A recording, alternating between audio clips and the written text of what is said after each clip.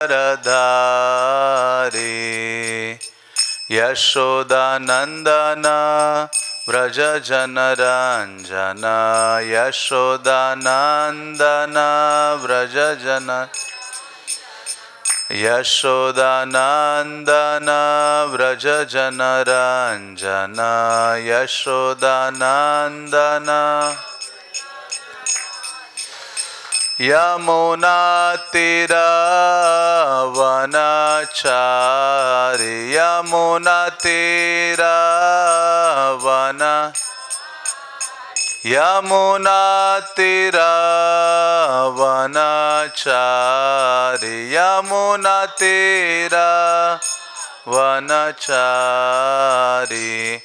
जय राधा माधव कुंज बिहारी जय राधा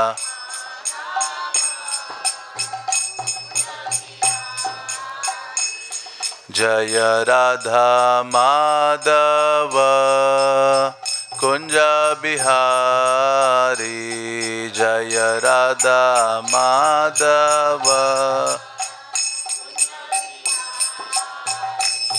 जय राधा माधव राधा माधव श्री राधे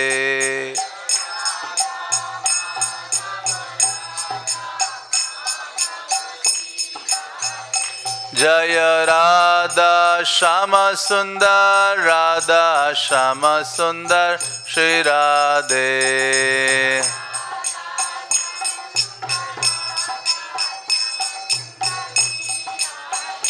जय कृष्ण बलराम कृष्ण बलराम कृष्ण बलराम जय कृष्ण बलराम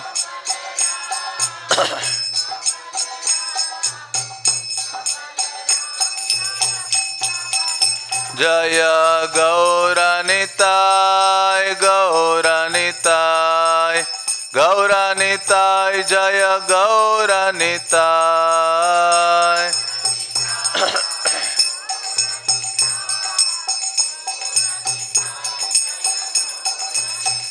प्रभुपाद प्रभुपाद प्रभुपाद श्रील प्रभुपाद प्रभुपाद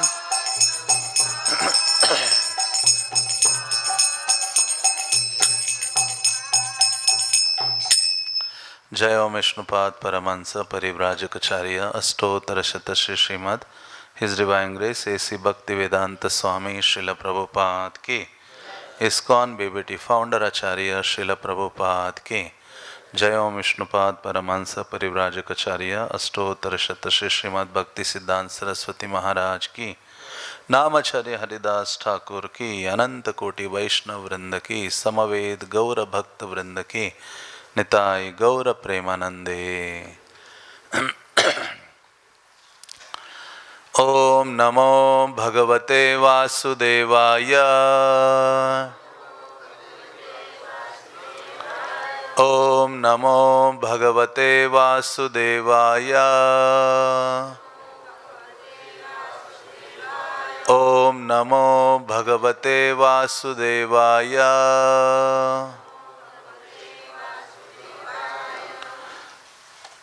ग्रंथराज श्रीमद् भागवतम स्कंद 9 अध्याय 18। अध्याय का शीर्षक है राजा ययाति को यौवन की पुनः प्राप्ति और श्लोक संख्या है 23।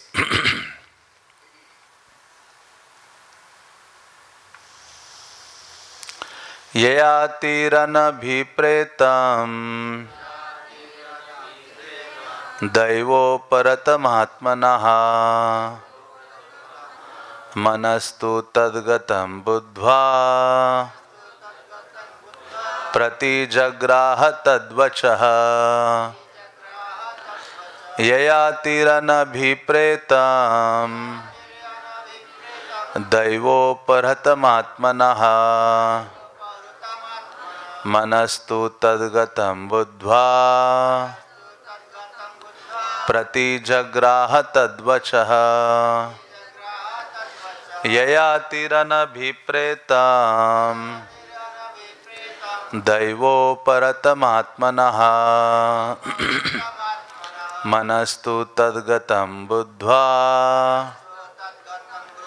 प्रतिजग्राह तद्वचः।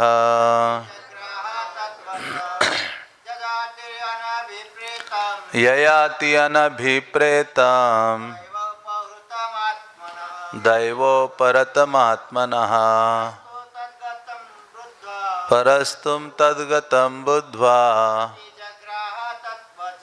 प्रतिजग्राह तद्वचः।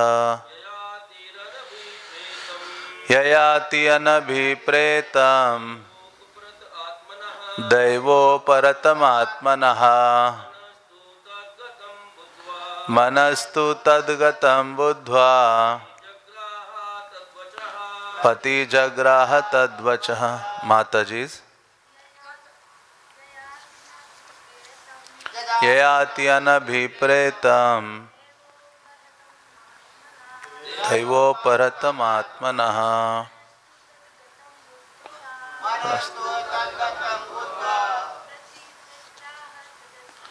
प्रतिजग्राह तद्वचः।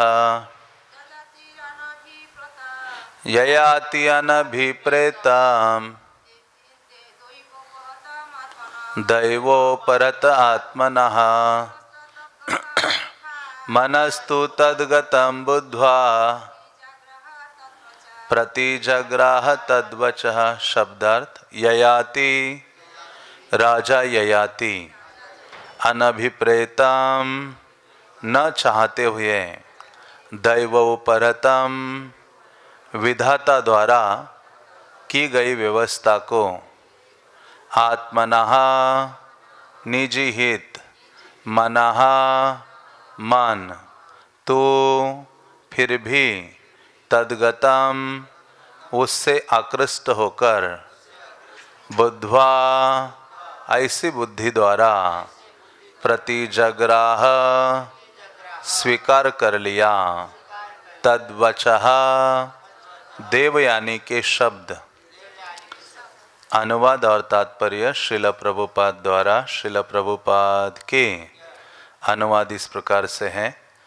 श्रील शुकदेव गोस्वामी ने आगे कहा, चूंकि शास्त्रों द्वारा ऐसे विवाह की अनुमति नहीं है, अतएव राजा ययाति को यह अच्छा नहीं लगा, किंतु विधाता द्वारा व्यवस्थित होने तथा देवयानी के सौंदर्य के प्रति आकृष्ट होने से उसने उसकी प्रार्थना स्वीकार कर ली। तात्पर्य: वैदिक पद्धति में जिस लड़के तथा लड़की की शादी होने वाली होती है, उनकी कुंडली पर उनके माता पिता विचार करते हैं।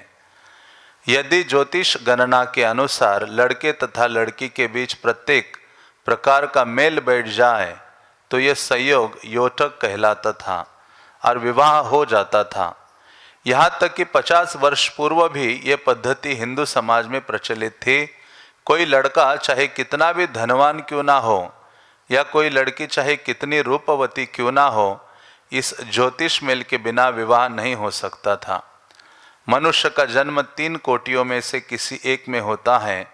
यह है देवगण, मनुष्यगण तथा राक्षसगण। ब्रह्मांड के विभिन्न भागों में देवता तथा राक्षस है और मानव समाज में भी कुछ लोग देवताओं के तुल्य हैं तो कुछ राक्षस जैसे हैं। यदि ज्योतिष गणना के अनुसार देव तथा राक्षस प्रकृति में विरोध होता था तो ऐसा विवाह नहीं होता था। इसी प्रकार प्रतिलोम तथा अनुलोम की भी गणनाएं थी। मूल भाव ये था कि यदि लड़का तथा लड़की समरूप स्तर के हो तो विवाह सुखमय होगा, किंतु असमानता से दुख ही मिलेगा। चूंकि अब विवाह में इस पर ध्यान नहीं दिया जाता, इसलिए अनेक विवाह विच्छेद होते हैं। वास्तव में अब तो विवाह विच्छेद सामान्य बात बन चुकी है, जबकि प्राचीन काल में विवाह आजीवन चलता था और स्त्री तथा पुरुष में इतना प्रेम होता था कि पति के मर जाने पर पत्नी अपने पति के साथ स्वेच्छा से मर जाती थी या आजीवन स्वामी भक्त विधवा बनी रहती थी। किंतु अब ऐसा संभव नहीं रह गया, क्योंकि मानव समाज पतित होकर पशु समाज की स्थिति को प्राप्त हो गया है। अब तो केवल समझौते से विवाह संपन्न होते हैं। दाम्पत्य अभिरुचिर हेतु, अभिरुचि का अर्थ है समझौता या स्वीकृति। यदि लड़के तथा लड़की को विवाह स्वीकार हो तो वो विवाह संपन्न हो जाता है, किंतु वैदिक पद्धति का दृढ़ता से पालन न होने पर विवाह की परिणति प्राय विवाह विच्छेद में होती है। ओम अज्ञानतिमिरान्धस्य ज्ञानाञ्जनशलाकया चक्षुरुन्मीलितं येन तस्मै श्रीगुरवे नमः।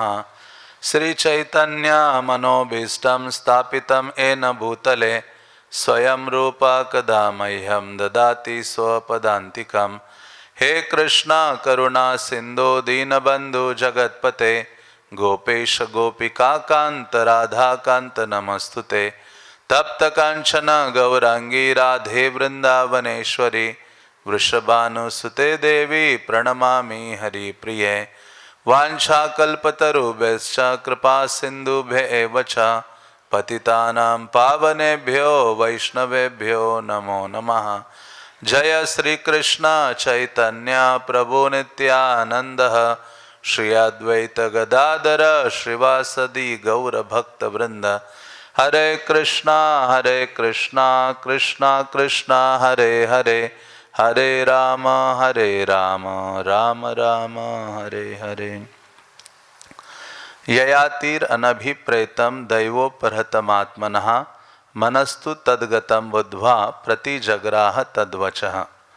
श्रील शुकदेव गोस्वामी ने आगे कहा, चूंकि शास्त्रों द्वारा ऐसे विवाह की अनुमति नहीं है, अतएव राजा ययाति को यह अच्छा नहीं लगा, किंतु विधाता द्वारा व्यवस्थित होने तथा देवयानी के सौंदर्य के प्रति आकृष्ट होने से उसने उसकी प्रार्थना स्वीकार कर ली। तो ये जो श्रीमद् भागवतम का जो प्रसंग है बहुत महत्वपूर्ण है बद्ध जीवों के लिए, और इसी कारण से श्रील प्रभुपाद जी जोर देते थे। किस बात पर जोर देते थे कि प्रतिदिन बिना किसी खंडन के श्रीमद् भागवतम का श्रवण किया जाए। इसलिए प्रभुपाद जी अमेरिका गए तो श्रीमद् भागवतम को अपने साथ प्रथम स्कंद के 3 खंडों को अनुवादित करके अपने साथ ले गए, क्योंकि प्रभुपाद जानते थे कि कलियुगा के जो जीव हैं सबसे अधिक रजो और तमोगुण से प्रभावित हैं। तदा रजोस्तमो भावा काम लोभा दयच्छय। तो रजो और तमोगुण से इतने अधिक जर्जरित और पीड़ित है, तो उनके कल्याण का सबसे पावरफुल जो तरीका है वो है श्रीमद् भागवतम। केवल भागवतम के शब्दों को श्रवण करने मात्र से जीव के हृदय में जो रजो और तमोगुण का भाव है वो पूर्णतः नष्ट हो जाता है और सतोगुण की उपलब्धि होती है। इसलिए प्रभुपाद कहते हैं कि हे कृष्ण, आप मेरे शब्दों को अलंकृत कीजिए ताकि मैं वहां जाकर इस प्रकार से आपका ये जो भागवत का संदेश है प्रस्तुत कर सकूं। वहां जो ये पीड़ित जीव है रजो तमोगुण से, वो आपके संदेश को श्रवण कर सके और उससे वो शुद्ध हो जाए। इसलिए भागवत श्रवण पर बहुत जोर दिया है। भक्तिमय जीवन के बाकी अंग हमसे हो रहे हैं नहीं हो रहे हैं, तो हमें प्रयास करना चाहिए कि प्रतिदिन मुझे श्रीमद् भागवतम का संग करना है। इसलिए चैतन्य महाप्रभु के लिए कहते हैं कि महाप्रभु ने हमें 2 भागवत दिया है, एक है ग्रंथ भागवत और दूसरा है भक्त भागवत।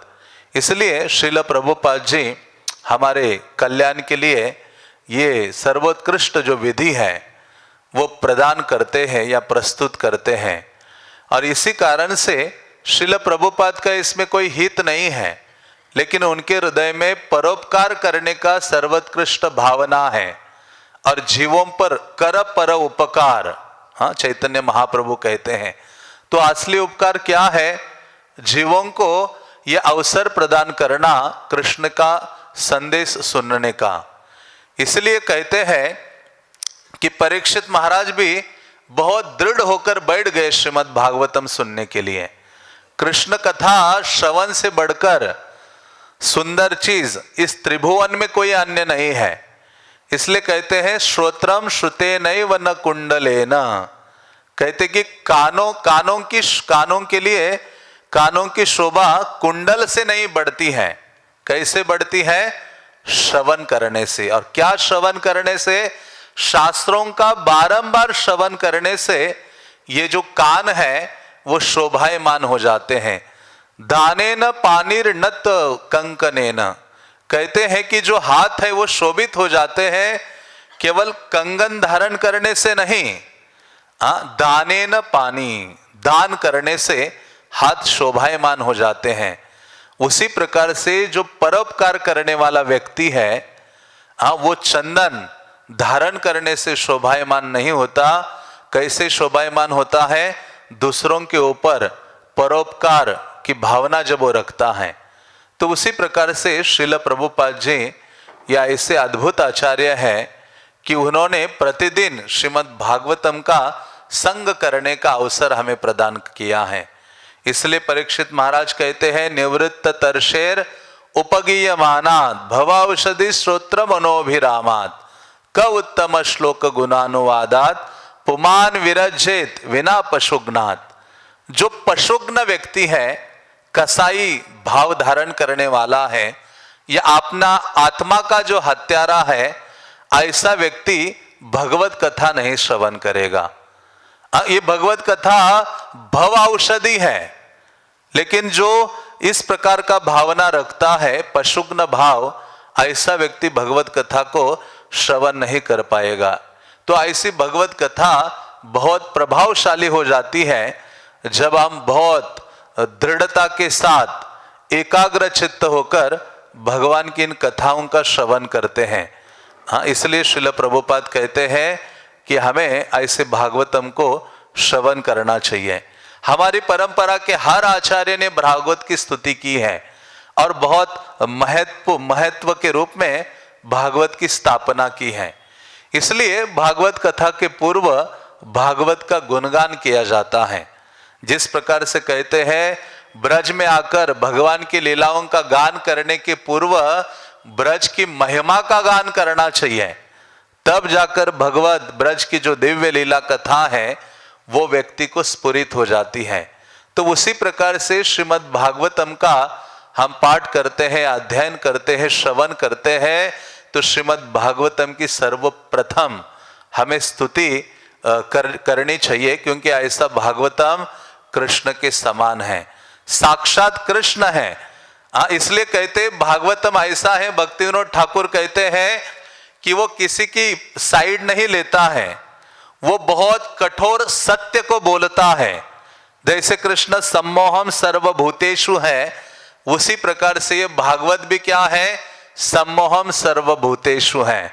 वो कहते हैं कि भागवत नग्न सत्य का वर्णन करता है और भागवत कठोर वचन बोलता है।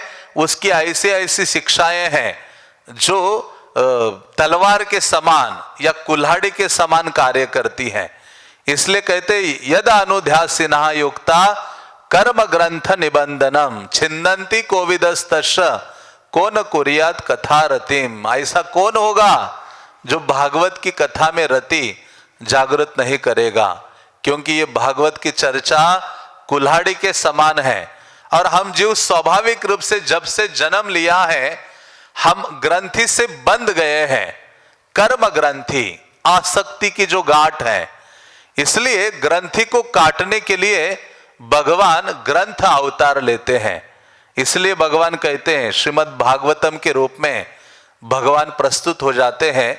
कलियुगा के जीव छोटी छोटी चीजों से बहुत आसक्त रहते हैं।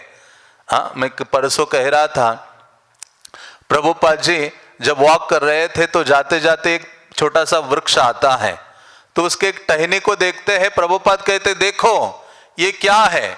तो भक्तों ने देखा तो वहां जो एक पंछी आता था और उस पे अपना मल त्याग कर जाता था, तो पूरा वो टहनी ऐसा गंदा हो गया था। तो प्रभुपाद ये तो पंछी का मल है। प्रभुपाद ने कहा देखो ये टहनी, ये रोज इतना सारा ये मल भर गया है पंछी के कारण उस टहनी पर, इसका मतलब है वो पंछी इस टहनी से आसक्त है, प्रतिदिन आता है, यहां ही मल त्याग करता है, उससे आसक्त हो गया है।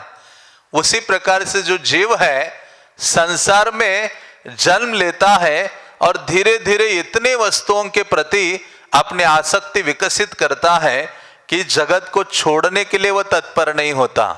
लेकिन भागवत क्या करता है, इस आसक्ति को काटने का जो विज्ञान है हमें प्रदान करता है। और वो कुल्हाड़ी क्या है, वो तलवार क्या है, केवल कृष्ण कथा का श्रवण है।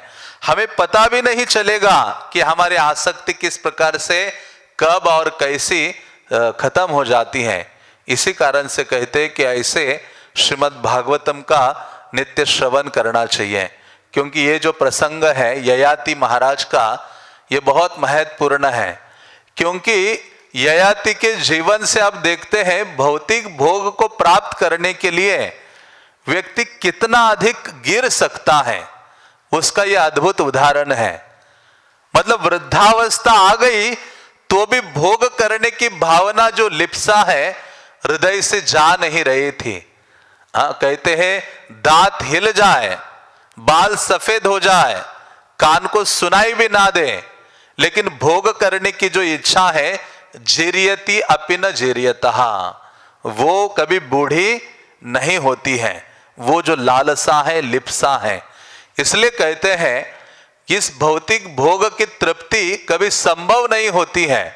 जितना व्यक्ति संसार को भोग करने का प्रयास करता है वो भोग प्रवृत्ति अत्यधिक वर्धित होती रहती है, बढ़ती रहती है। प्रभुपाद कहते हैं जिस प्रकार से अग्नि में घी डाल दो तो वो बुझेगी नहीं, बढ़ती रहेगी। तो उसी प्रकार से ये जो ययाति का वर्णन यहाँ चल रहा है, जहाँ श्रील प्रभुपाद जी कहते हैं कि भौतिक भोग प्राप्ति के लिए कितना अधिक ये ययाति गिर गए थे कि अपने पुत्र से ही उन्होंने वृद्धावस्था, युवा अवस्था उनकी लेनी चाहिए, ले ली और अपनी वृद्धावस्था उनको दी। तो मतलब ये भौतिक भोग का जो आकर्षण है वो इतना पावरफुल है। तो ऐसे जो पुरुरवा महाराज थे उनके पुत्र थे नहुष, और नहुष के 5 पुत्र हुए थे, यति, ययाति, संयाति, आयाति और वियति और कृति, यहाँ जो पुत्री थी। तो जो उनके प्रथम पुत्र थे यति, वो तो यति बन गए, मतलब सन्यासी हो गए, बड़े थे। उनके बाद जो राजा बने वो ये ययाति थे। और ऐसे ययाति जब ये राजा बने तो जिनके बारे में शुकदेव गोस्वामी वर्णन कर रहे हैं, शुकदेव गोस्वामी कहते हैं पिछले श्लोकों में कि महाराज जो वृषपर्वा थे उनकी कन्या थी शर्मिष्ठा। आपने ये सुना होगा, थोड़ी देर के लिए मैं दोहराता हूं। तो ऐसी जो शर्मिष्ठा थी वो बहुत अधिक क्रोधी और अबोध स्वभाव की थी। तो एक दिन अपनी जो सखियां हैं और देवयानी जो शुक्राचार्य की पुत्री थी उन सबके साथ भ्रमण करने के लिए निकलती है और जलाशय में स्नान करती है, क्रीड़ाएं करती है। और अचानक देखते हैं कि शिवजी ऊपर से जा रहे हैं तो ये सारी कन्याएं बाहर आती हैं, नग्न थी, अपने अपने वस्त्र लेती हैं। तो बल्कि अपने वस्त्र नहीं, एक दूसरे के वस्त्र उन्होंने जल्दबाजी में पहन लिए। और जैसे पहन लिए देवयानी ने देखा कि ये जो शर्मिष्ठा है, राजा की पुत्री है, उन्होंने मेरे वस्त्र पहने हैं। तो ये देवयानी को बहुत क्रोध आया। वो कहती है कि देखो इस दासी को, इसको कोई शिष्टाचार नहीं है, मानो यज्ञ के लिए जो घी रखा गया है और उसको कोई कुत्ता झपट ले, ऐसी ये है शर्मिष्ठा, जिसने मेरे जो वस्त्र हैं पहन लिए हैं। वो कहते कि हम ब्राह्मण हैं जिन्हें भगवान का मुख कहा जाता है और तपस्या ब्राह्मणों का सर्वोत्कृष्ट गुण है। इस तपस्या के द्वारा ही विश्व की उत्पत्ति होती है। देवता जिन ब्राह्मणों की पूजा करते हैं, यहां तक कि लक्ष्मीपति भी जिन ब्राह्मणों की पूजा करते हैं, हम ऐसे भृगुवंशी हैं। इस प्रकार से अपनी महानता व्यक्त कर रही थी, बता रही थी बहुत अधिक। और वो कहने लगे कि ऐसे शूद्र, ये जो शर्मिष्ठा है उसने क्या किया है, मेरे वस्त्र धारण किया है। जिस प्रकार से शूद्र व्यक्ति वैदिक ज्ञान धारण करता है, उसी प्रकार से ये जो शूद्र है इसने मेरे वस्त्र धारण किया है। तो ऐसे अनाप शनाप बहुत अधिक बोलने लगी। तो ये जो देवयानी थे, ये जो शर्मिष्ठा थे, हाँ, शर्मिष्ठा ने क्या किया, वो बहुत अधिक क्रोधित हो गए। शुकदेव गोस्वामी कहते हैं सर्पिणी की तरह वो इतनी क्रोधित हो गए, अपने जोर जोर से सांस छोड़ने लगी, उसके निचले जो ओठ हैं वो ऐसे फड़फड़ाने लगते हैं या दांतों के द्वारा चबाने लगती है। और वो कहने लगती है उस देवयानी को, कहते कि अरे भिखारिन, तुम्हें अपने स्थिति का पता नहीं है और फालतू की बड़बड़ करते जा रही हो। हाँ, तुम्हें अपनी जीविका पालन करने हेतु हमारे ऊपर आश्रित होना पड़ता है। तुम जो ब्राह्मण हो कौवे के भांति हो, अपनी जीविका के लिए कौवे के भांति बाहर खड़े रहकर टकटकी लगा के देखते हो कि अभी स्वामी आएगा और हमें कुछ प्रदान करेगा, भिक्षा। हाँ, तो देवयानी के जो वस्त्र है वो उसने छीन लिए शर्मिष्ठा ने, जो राजा की पुत्री थी, और उनके वस्त्र भी उस कुएं में डाल दिए और देवयानी को भी कुएं में ढकल दिया। तो वो कुएं में गिर जाती है। तब उस समय महाराज ययाति का आगमन होता है, जो निकले थे शिकार करने, लेकिन अभी दूसरी शिकार उनके हाथ में लगती है। तो महाराज ययाति जब जा रहे थे, प्यास लग गई और वहां नजदीक कुआं देखा, कुएं के पास गए और देखा कुएं में तो एक सुंदरी गिरी हुई है।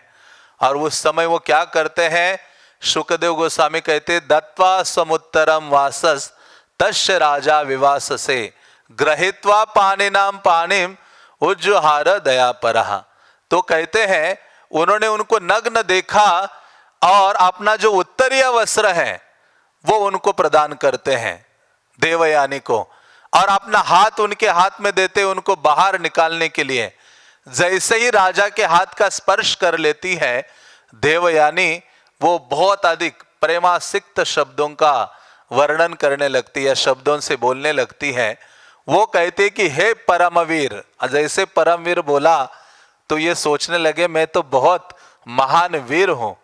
हाँ, जब स्त्री या पुरुष एक दूसरे की प्रशंसा करते हैं तो उससे बहुत अधिक गर्वित हो उठते हैं। तो उस समय जैसे उन्होंने कहा कि हे परमवीर, आपने मुझे हाथ देकर स्वीकारा है, जिस प्रकार से विवाहिता जो पत्नी होती है उसको स्वीकारा जाता है, तो आपने मुझे कोई छू नहीं पाए, इस प्रकार से आप मुझे स्वीकार कर दीजिए और आप मुझे पत्नी के रूप में स्वीकार कीजिए। तो इस प्रकार से वो निवेदन करती हैं और राजा देखता है।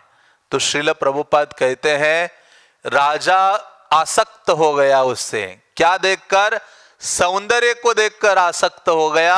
और कामासक्त, उसकी आसक्ति का आधार काम था। इसलिए पूरे तात्पर्य में श्रील प्रभुपाद विवाह की चर्चा करते हैं, कहते हैं कि ये उचित नहीं है। विवाह जब स्त्री पुरुष का होता है या युवक युवती का होता है तो उसमें ये मायने नहीं रखता है, बल्कि कलियुगा में केवल एक दूसरे के मुख को देखकर विवाह कर लेते हैं। कहते जब सौंदर्य को देखकर विवाह होता है, क्योंकि वो कामाग्नि से वो लोग प्रभावित है, और ऐसे काम के द्वारा प्रभावित होने के कारण उससे क्या होगा, विवाह विच्छेद होना निश्चित है। क्योंकि वहां स्वार्थ है, भोग करने की भावना है। एक पुरुष चाहता है कि मुझे सुंदर स्त्री प्राप्त हो विवाह के रूप में, जिसके द्वारा मैं अपनी जिह्वा की तुष्टि करूंगा, और दूसरा है संसार को भोग मैं करूंगा। उस भावना से जब वो युवती की ओर देखता है और उस भावना से विवाह कर लेता है, और स्त्री भी सोचती है कि मुझे इससे बहुत अधिक उपभोग प्राप्त होगा और भौतिक सुविधाएं प्राप्त होंगी, इस भावना से, और ये मेरी रक्षा करेगा, इस भावना से जब वो देखती है, उसका ये स्वार्थ होता है। तो श्रील प्रभुपाद तात्पर्य में कहते हैं ये अभिरुचि है। कलियुगा में केवल इस रुचि के कारण दोनों आपस में बंधन धारण करेंगे, और जिसका परिणाम क्या होगा, विवाह विच्छेद, या जिसको तलाक कहते हैं। तो इस प्रकार से श्रील प्रभुपाद ने इस तात्पर्य में जोर दिया है कि विवाह का जो बंधन है ये इस पर निर्भर नहीं होना चाहिए, बल्कि वैदिक विवाह कई प्रकार के बोले गए हैं। शास्त्र कहते 8 प्रकार के वैदिक विवाह हैं। एक है ब्राह्म विवाह जो सर्वोत्कृष्ट माना जाता है, जो वैदिक अनुष्ठानों के साथ होता है। माता पिता वर वधू का चूज करते हैं और समान वर्ण आदि होते हैं, कुंडली आदि देखी जाती हैं। इसमें जैसे तात्पर्य में दिया है, प्रभुपाद कहते राक्षसगण देवगण आदि इन सबको देखा जाता है और उसके पश्चात ही विवाह का निर्णय किया जाता है। तो इस प्रकार से जब वैदिक विवाह नहीं होता तो विवाह में सर्वाधिक परेशानियां उद्भवित होती हैं, क्योंकि इन सब का उद्देश्य क्या है आजकल विवाह में बंधन होने का? दाम्पत्य रति एवं ही। 12वें स्कंद में कलियुगा के लक्षणों का जब वर्णन करते हैं शुकदेव गोस्वामी, तो उसमें कहते हैं कि विवाह केवल इसलिए कर रहे हैं इंद्रिय तृप्ति के लिए, और दूसरा अन्य कोई उपाय उनके दिमागों में नहीं आता युवा अवस्था में, बल्कि शास्त्र कहते हैं पुत्रार्थे क्रियते भार्या। भार्या किस लिए चाहिए? पुत्र के लिए। पुत्र पिंड प्रयोजनम, ताकि वो जो पुत्र क्या करे, आगे चलकर पिंडदान करे। और दूसरा कहते हैं विवाह का उद्देश्य ये भी है, पुन्नाम नरका त्रायते इति पुत्र, कि ऐसा पुत्र प्राप्त करे भगवान का महान भक्त जिसके द्वारा पुण्य नामक जो नरक है उससे हमारा उद्धार हो जाए। ये भावना नहीं होता, बल्कि पत्नी का मतलब है पतन से जो रक्षा करती है पति की, उसको पत्नी कहा गया है। इसलिए शास्त्र वैदिक विवाह के लिए प्रेरित करते हैं। लेकिन संसार में अभी जो देखा जाता है सबसे अधिक वो क्या है? सौंदर्य के प्रति। यह श्रील प्रभुपाद लिखते हैं इस तात्पर्य में कि महाराज ययाति ने कुछ और नहीं देखा, देवयानी के सौंदर्य को देखा, जिसके कारण वो उससे आकर्षित हो गए और जिसके द्वारा मानो उनके पतन की शुरुआत हो गई। उनकी यही भावना रही संसार को भोग करने की। तो ऐसा व्यक्ति कभी गृहस्थ आश्रम में नहीं जा सकता। वो किस में जा सकता है? ग्रह मेधी जीवन में जा सकता है। प्रभुपाद कई तात्पर्यों में कहते हैं एक गृहस्थ होता है और दूसरा ग्रह मेधी होता है। तो ग्रह मेधी का अर्थ है जिसकी बुद्धि ग्रह में लगी हुई है, इस संसार के भोगों में सदैव लगी रहती है, उसको ग्रह मेधी कहा गया है। इसलिए शुकदेव गोस्वामी कहते हैं ग्रह मेधिम सुखम ही तुच्छम। तो भागवतम गृहस्थ धर्म का पालन करने वाले व्यक्ति को कोसता नहीं है। भागवतम किसको कोसता है? कठोर वचन यूज करता है भागवतम जो व्यक्ति ग्रह मेधी बना हुआ है, जिसको अपने जीवन के लक्ष्य ज्ञात नहीं है। उपस्थ जिह्वा, भागवतम कहता है केवल उपस्थ और जिह्वा को ही अपना लक्ष्य माना है, ऐसे व्यक्ति को गृहस्थ कहा गया है, ग्रह मेधी कहा गया है। और ऐसे लक्ष्य की पूर्ति के लिए वो व्यक्ति जीवित रहता है। इसलिए कहते हैं कि ऐसा ये जो आकर्षण है संसार का, ये जो भोग करने का जो आकर्षण है, जिसके द्वारा एक बद्ध जीव बंध जाता है, अपने गृहस्थ जीवन में भूल जाता है। प्रभुपाद कहते हैं कि गृहस्थ क्या है? एक रथ है जो कृष्ण की ओर निकला है, उसके 2 पहिए हैं, एक है स्त्री और दूसरा है पुरुष। वो रथ कृष्ण की ओर जाना चाहिए, किसी अन्य गंतव्य की ओर नहीं। लेकिन जैसे ही वो आपस में मिलते हैं, पुंसा श्रिया मिथुनी भाव में तम तयर मिथो हृदय ग्रंथि माहौर, उनका हृदय भोग करने की भावना से बंध जाता है, क्योंकि उनके बीच में थर्ड पार्टनर नहीं है। थर्ड पार्टनर कौन है? कृष्ण है। क्योंकि ग्रह मेधी जीवन में जो पति पत्नी है वो आपस में ही स्वयं को केंद्र मानते हैं।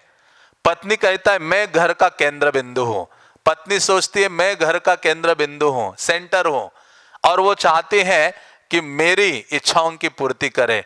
पति चाहता है मेरी इच्छाओं की पूर्ति करे, बच्चे जन्म लेते हैं वो चाहते हैं मैं आकर्षण का केंद्र बनूं। तो इस प्रकार से जो ग्रह मेदी जीवन है इस प्रकार से बंध जाता है और ऐसा व्यक्ति क्या हो जाता है, जनश्र मोहयम अहम ममेति, अहम मैं और मेरा के द्वारा बंध जाता है। इसलिए प्रभुपाद कहते हैं ये बहुत बड़ी श्रृंखला है।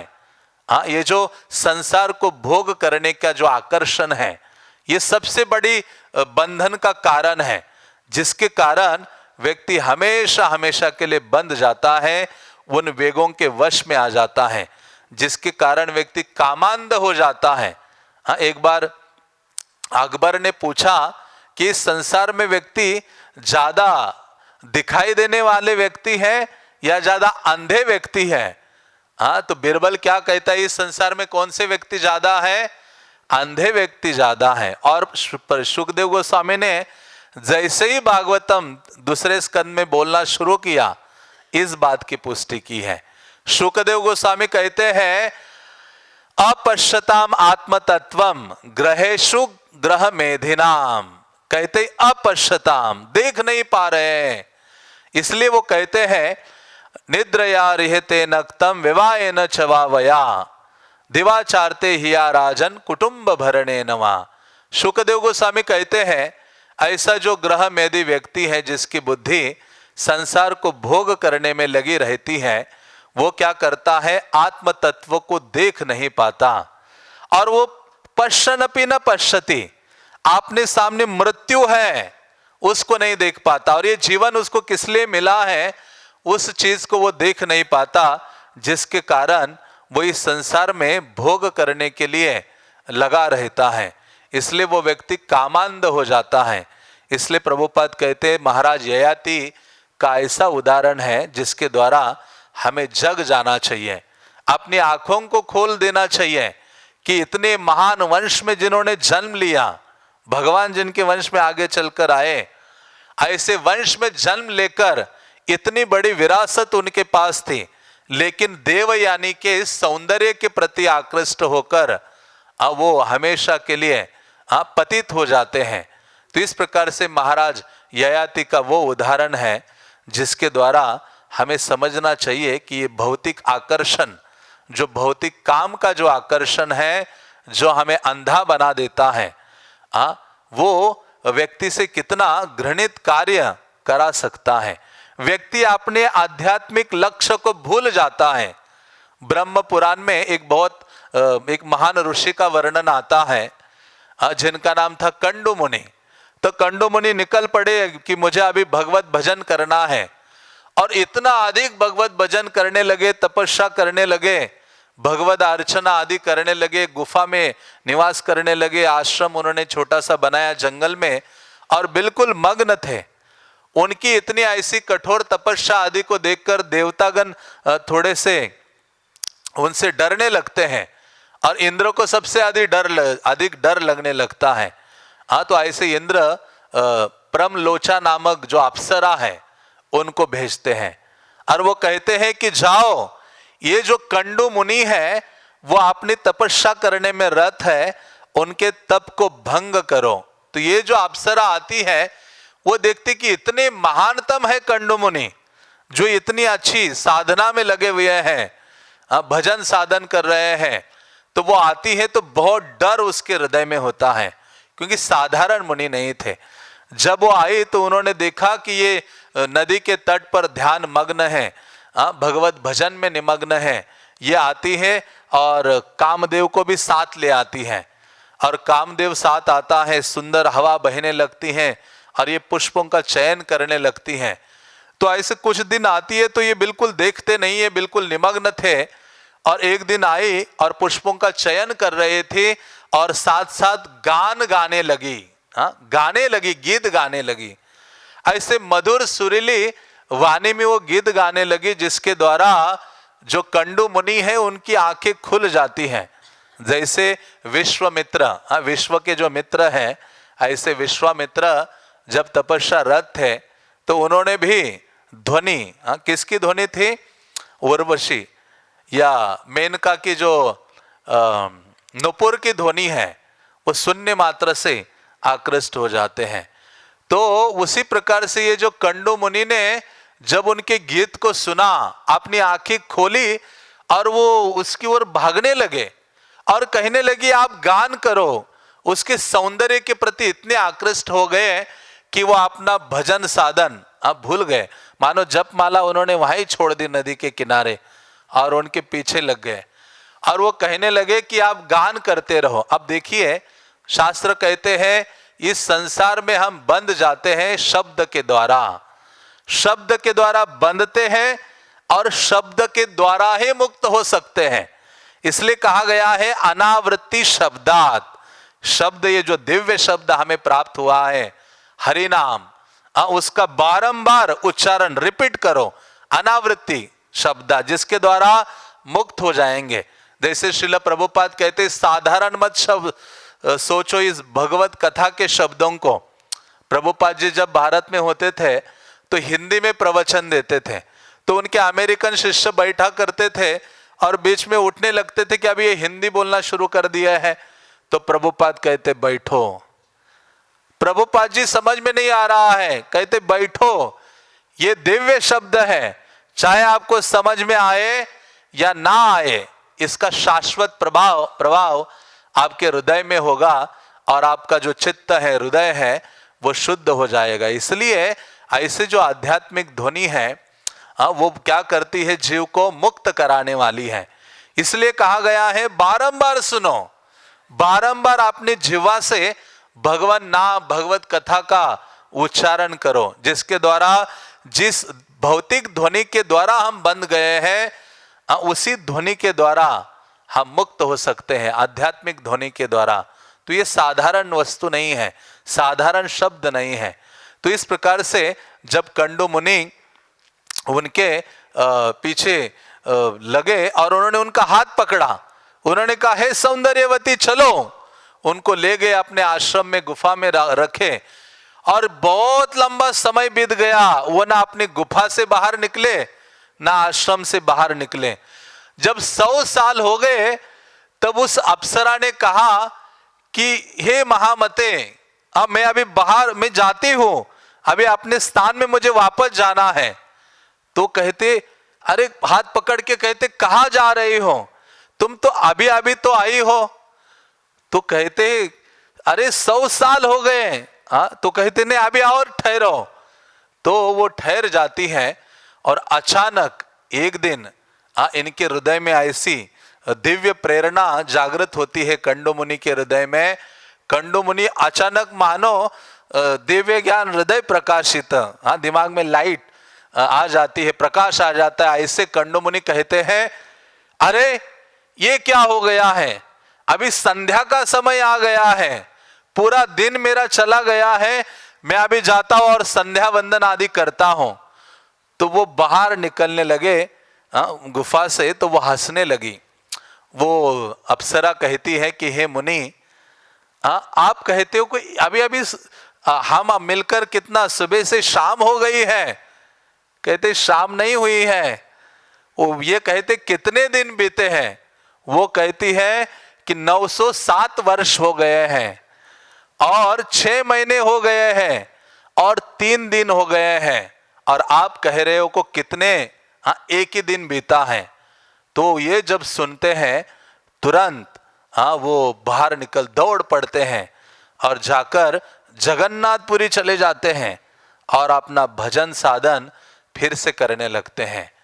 तो वहाँ ब्रह्म पुराण में कहते हैं कि इतना पावरफुल है ये सौंदर्य का जो आकर्षण है, चाहे वो स्त्री हो, स्त्री के लिए पुरुष आकर्षित है और पुरुष के लिए क्या है, स्त्री आकर्षक है। ये जो भौतिक सौंदर्य है, इसलिए कहते तेषाम प्रमत्त निधनम पश्यन्नपि न पश्यति। व्यक्ति देख नहीं पा रहा है, ये अंधा हो जाता है। इसी कारण से शास्त्र हमें जागृत करते हैं। तो ऐसे जो कंडू मुनि थे जगन्नाथपुरी पहुंचते हैं, जगन्नाथ जी का आश्रय लेते हैं और अधिक से अधिक अपना जो भगवत भजन है उसमें निमग्न हो जाते हैं। इसलिए भगवत गीता में कृष्ण कहते हैं अवृत्तम ज्ञानमेतेन ज्ञानिना नित्य वैरिना। सबसे पहले ये जो भौतिक आकर्षण है, भौतिक भोग की जो भावना है वो क्या करता है, हमारा जो ज्ञान है उसको ढक देता है। इसलिए भक्ति सिद्धांत महाराज कहते हैं जो भगवत भजन में लगा हुआ साधक है उसके लिए 3 बहुत बड़ी बाधाएं हैं, 3 बहुत बड़ी आसक्तियां हैं। एक है कनक कामिनी प्रतिष्ठा भागिनी, छाड़ी याचे जे सेइत वैष्णव। कहते कनक धन, कामिनी भोग करने की भावना और प्रतिष्ठा, ये 3 भागिनी है। प्रतिष्ठा, छोटी छोटी चीजों के लिए हम आदर सम्मान के पीछे लगे रहते हैं। इसके द्वारा जो साधक है उसकी साधना नष्ट भ्रष्ट हो जाती है, खत्म हो जाती है। मानो उस बाघिनी के द्वारा उसको निगल लिया जाता है, कनक के द्वारा, कामिनी के द्वारा और प्रतिष्ठा के द्वारा। इसलिए प्रतिष्ठा, वो कहते शुकरेर विष्ठा, भक्ति सिद्धांत सरस्वती कहते हैं ये जो प्रतिष्ठा आदर सम्मान पाने की जो भावना है वो कैसी है, सुअर की विष्ठा के समान है। मानो उसके लिए आप लालायित हो तो आप सुअर की विष्ठा को चाह, सुअर की विष्ठा की चाह कर रहे हो। इसलिए शास्त्र कहते कौन व्यक्ति गुलाम है, तो शास्त्र कहते जो इंद्रिय विषयों के प्रति आसक्त है वो व्यक्ति जीवन में गुलाम है। और स्वतंत्र व्यक्ति कौन है, जो इंद्रिय विषयों से मुक्त है। इसलिए कहते हैं पुरुष किसको कहते हैं, कहते हैं पुरुष से जितेंद्रिया, पुरुष वो है जिसने अपने इंद्रियों को विजय प्राप्त किया है। इसलिए हमारे संप्रदाय में गोस्वामीज हैं, इतने महान महान आचार्य हुए हैं। इसी कारण से ऐसा जो ये जो भौतिक आकर्षण रख के कोई व्यक्ति विवाह बंधन में बंध जाता है तो निश्चित रूप से श्रील प्रभुपाद जी कहते हैं उसका विवाह विच्छेद होना अनिवार्य है।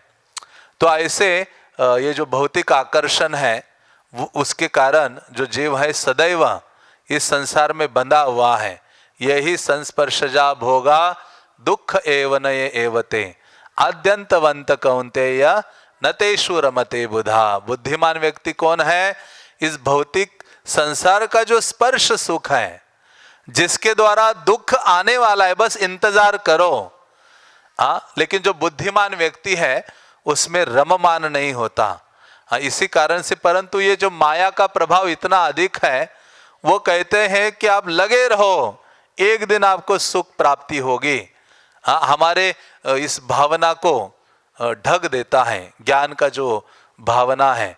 इसलिए श्रील प्रभुपाद कहते हैं कि बारंबार हम साधुओं की संगति में आते हैं जिसके द्वारा इस भावना से हम मुक्त हो जाते हैं। तो श्रील प्रभुपाद जी कहा करते थे कि कैसे इस संसार भोग करने की ये जो बीमारी है, संसार को भोगने का जो आकर्षण है, काम का ये जो प्रभाव है जो इतना पावरफुल है, चींटी से लेकर ब्रह्मा तक सब आकर्षित है। शिव जी कहते मैं आकर्षित नहीं होऊंगा, कहते भगवान आपने जो रूप दिखाया है ना, कौन सा, जो आपका मोहिनी रूप, मैं भी देखना चाहता हूं। भगवान कहते अरे मत देखो मत देखो, नहीं नहीं देखना है। तो फिर भगवान कहते देख ही लो। तो देखा तो फिर उनका प्रभाव शिव जी का सबने देख लिया। शिव ब्रह्मा जी के साथ मोह्यंती यत् सूरयः, शुरुआत भागवत के प्रथम श्लोक में ही कहा गया है, सारे देवतागण भी मोहित हो जाते हैं। तो इस प्रकार से चींटी से लेकर, प्रभुपाद कहते चींटी से लेकर ब्रह्मा तक हर जो जीव है इस भोग के कार्य में लगा हुआ है। और इस संसार में जीने के लिए यही आधार बना हुआ है। इसी सुख को प्राप्त करने के लिए व्यक्ति दिन रात मेहनत कर रहा है, बड़े बड़े बिल्डिंग्स बना रहा है, एरोप्लेन्स बना रहा है, इतना एडवांसमेंट बना रहा है। तो इस प्रकार से श्रील प्रभुपाद कहते हैं कि उसका आधार क्या है, केवल इस काम सुख को प्राप्त करना। लेकिन कोई व्यक्ति इस काम सुख से कभी संतुष्ट नहीं हुआ है। तो श्रील प्रभुपाद कहते हैं कि 5 चीजें हम करते हैं तो ये जो भौतिक भोग की भावना है उससे हम मुक्त हो सकते हैं। तो प्रथम चीज श्रील प्रभुपाद जी लिखते हैं कि हमें क्या करना चाहिए, प्रार्थना को अपने जीवन में धारण करना चाहिए। हाँ, प्रार्थना को, हाँ, सबसे पहले प्रार्थना। श्रील प्रभुपाद जी जब लंदन गए तो वहाँ राधा लंदनेश्वर के सामने हाथ जोड़कर प्रार्थना कर रहे थे। भक्त लोग सोचने लगे प्रभुपाद जी भी प्रार्थना क्या कर रहे हैं।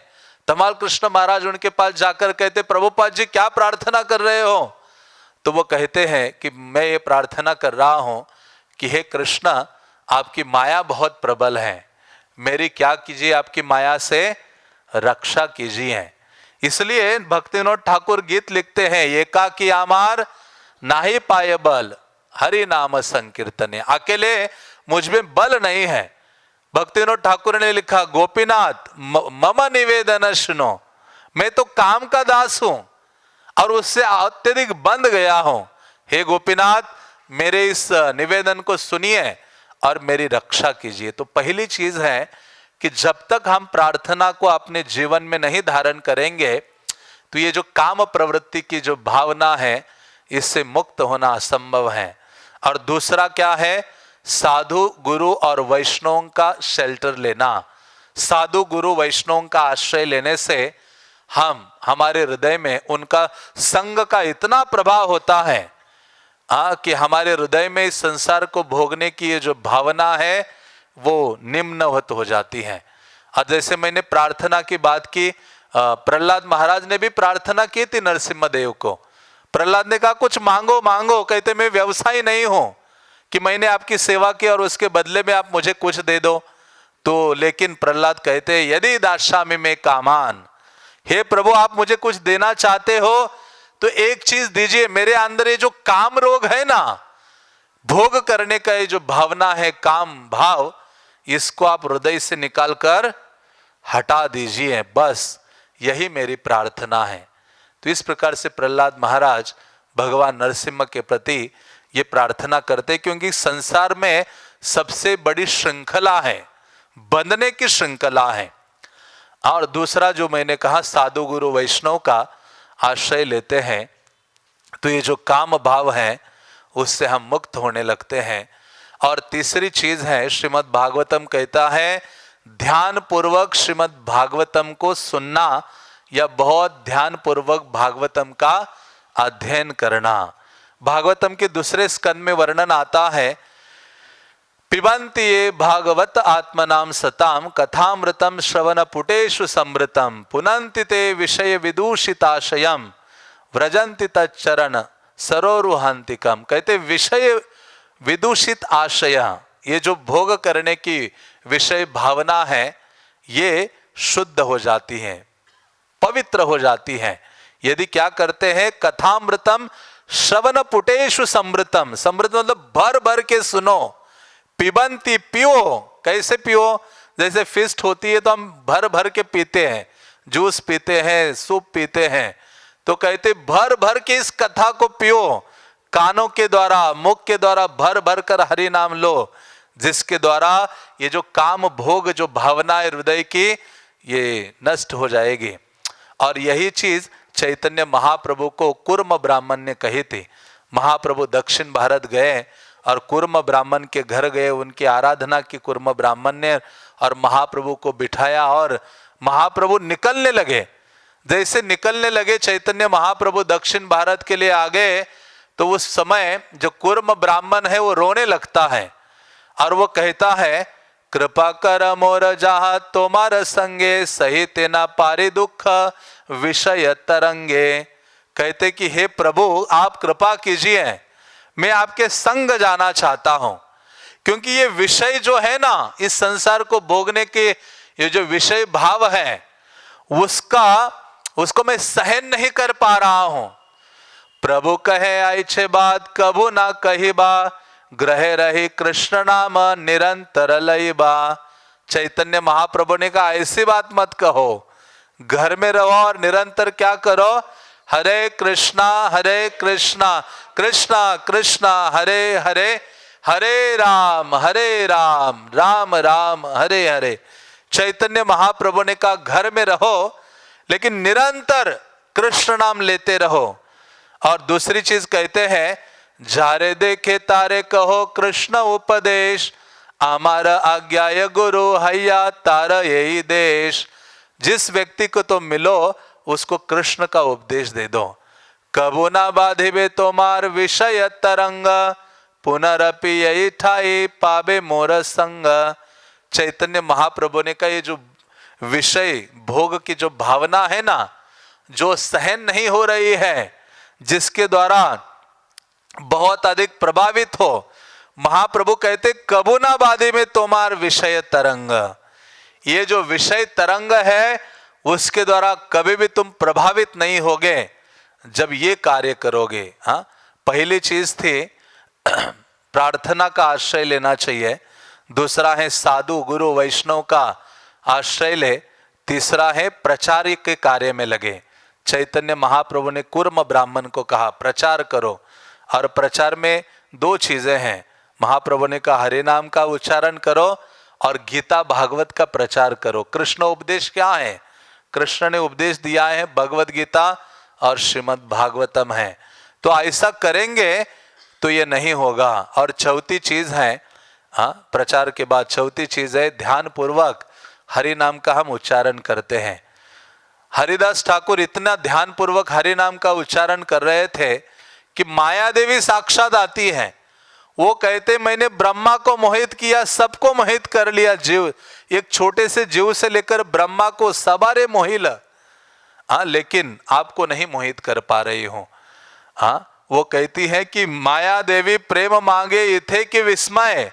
अरे कितना बड़ा आश्चर्य है, माया देवी आकर हरिदास ठाकुर को कहती है कि मुझे आप प्रेम प्रदान कीजिए। ये जो प्रेम नाम आप ले रहे हैं ना, महाप्रभु देने आए हैं, वो प्रेम मुझे दीजिए। तो ये अद्भुत चीज है। इसलिए इस काम भाव से हमें मुक्त होना है, तो ध्यान पूर्वक प्रतिदिन, हाँ, हरि नाम का उच्चारण करना चाहिए। और पांचवी चीज है श्री विग्रह की सेवा, या श्री विग्रह को बहुत अच्छी तरह से उनका दर्शन करना।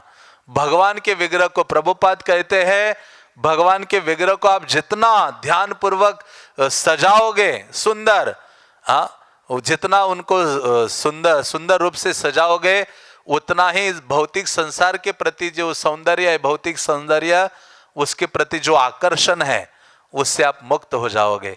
हाँ, राधा श्याम सुंदर को बारंबार देखना, उनके अलंकार, उनके जो वेशभूषा हैं, उनके जो फूल आदि हैं, उनके जो चरण आदि हैं, उनको देखने मात्र से, हाँ, हमारा ये जो भौतिक आकर्षण है वो मुक्त हो जाएगा। हाँ, इसलिए श्रील प्रभुपाद जी लॉस एंजलिस में प्रवचन दे रहे थे, और वहाँ रूप गोस्वामी का एक श्लोक बोले भक्ति रसामृत सिंधु से, स्मेराम भंगी त्रयी परिचिताम साची विस्तीर्ण दृष्टि। जिस श्लोक में प्रभुपाद जी कहते हैं कि रूप गोस्वामी कहते हैं कि यदि आपको अपने संबंधी मित्र परिजन भौतिक भोग आदि के प्रति आकर्षण है, तो आपको कहाँ नहीं जाना चाहिए? वृंदावन नहीं जाना चाहिए। और वृंदावन यदि आप गए तो गलती से केशी घाट नहीं जाना चाहिए। और केशी घाट गलती से आप गए, वहां जो त्रिभंग ललित रूप में विराजित गोविंद देव हैं, उनको नहीं देखना चाहिए। यदि आप गोविंद देव को देखोगे तो क्या होगा? बंधु संगे स्थिरंग। ये जो भौतिक आकर्षण मम और मेरा आदि का जो है, उससे आप मुक्त हो जाओगे। तो प्रभुपाद ने कहा ये जो श्लोक है बहुत महत्वपूर्ण है, गोविंद देव के सौंदर्य को बार बार देखना। तो प्रभुपाद ने कहा आप में से किसका हैंडराइटिंग सबसे अच्छा है? तो वह यमुना माता जी थी। यमुना माता ने कहा प्रभुपाद मेरा हैंडराइटिंग बहुत अच्छा है। प्रभुपाद ने कहा ये ले लो ये श्लोक, इस श्लोक को नोटिस बोर्ड पर लिख लो, और सब भक्तों को ये याद करना चाहिए कि गोविंद देव के सौंदर्य को देखने का प्रभाव क्या है। आज जिनकी बड़ी बड़े नेत्र हैं, हाँ, जो त्रिभंग ललित रूप में खड़े रहते हैं और बहुत हर्षमय उनका मुख है, तो ऐसे भगवान को देखने मात्र से ये जो भोग आसक्ति है वो पूर्ण रूप से निकल जाती हैं। तो श्रील प्रभुपाद ने गर्ग मुनि प्रभु को पूछा, गर्ग मुनि को प्रभु को पूछा, एक बार वॉकिंग कर रहे थे, प्रभुपाद ने कहा तुम्हें संसार को भोग करने की डिजायर है तुम्हारे हृदय में, मैथुन की जो डिजायर है, तो तो वो कहते प्रभुपाद मेरे हृदय में है। तो प्रभुपाद कहते तुम क्या करते हो? प्रभुपाद मैं क्या करता हूँ, केवल सहन करता हूँ। प्रभुपाद कहते आजीवन सहन करो, दूसरा कोई उपाय नहीं है। हाँ, तो इस संसार में प्रभुपाद ने एक बार ये भी हुआ था, एक उनके शिष्य को संन्यास दे दिया। उनके पहले वो गृहस्थ आश्रम में था, तो संन्यास दे दिया, और उनकी पत्नी भी उसी मंदिर में आती थी, और ये सन्यासी बन के भी उसी मंदिर में सेवा में आते थे। तो प्रभुपाद के पास जाते, प्रभुपाद उसको बोलो मेरी जो पत्नी है उनको बोलो मंदिर ना आए, वो मंदिर में से इसलिए इधर नहीं आए, किसी जगह जाए या। तो प्रभुपाद ने कहा तुम्हें क्या हो रहा है, तुम तो सन्यास लिए हो। तो प्रभुपाद ने कहा मुझे बहुत दिक्कत होती है। तो प्रभुपाद ने कहा तो एक ही उपाय है, क्या करो तुम, सहन करो। जिस प्रकार से प्रभुपाद कहते हैं एकादशी के दिन भूख लगती है लेकिन हम सहन करते हैं, उसके महत्व को जानते हैं, उसी प्रकार से सहन करते हुए जब हम इन 5 चीज़ों में लगे रहेंगे तो स्वाभाविक रूप से ये जो भोग आकर्षण है, काम आकर्षण है, हमारे हृदय से अलग हो जाएगा। हाँ, तो पहली चीज़ है प्रार्थना को हम अपने जीवन में गंभीरता से डालें, प्रतिदिन भगवान के प्रति प्रार्थना उच्चारण करें। दूसरा है ध्यान पूर्वक श्रीमद् भागवतम को सुने या ध्यान पूर्वक भागवतम का प्रतिदिन अध्ययन करें। और तीसरी चीज है प्रचार करें। कुर्म ब्राह्मण को कहा गीता भागवत का उपदेश दो जिसको मिलते हो। और चौथी चीज है ध्यान पूर्वक हरि नाम का उच्चारण करें जैसे हरिदास ठाकुर करते थे। पांचवा है नियमित रूप से विग्रह के जो दर्शन है बारंबार करें। तो ऐसा करने से हमें जो काम आकर्षण है उससे मुक्त हो सकते हैं और भगवान के प्रति हमारा जो सुप्त आकर्षण है, सुप्त प्रेम है हृदय में, वो जागृत हो सकता है। तो श्रील प्रभुपाद जी इस श्लोक में इसी बात पर बल देते हैं कि कलियुगा की यही बड़ी समस्या है कि भौतिक सौंदर्य के प्रति आकर्षित होकर विवाह के बंधन में बंध जाते हैं, लेकिन उसका परिणाम क्या होता है, विवाह विच्छेद होता है। तो उससे मुक्त होना है तो सद्भाव को धारण करना चाहिए और वैदिक विवाह की जो प्रणाली है उसको स्वीकार करना चाहिए। हरे कृष्णा कृष्णा कृष्णा हरे हरे, हरे राम राम राम हरे हरे। ग्रंथराज श्रीमद् भागवतम के पतित पावन श्रील प्रभुपाद के निताई गौर प्रेमानंदे।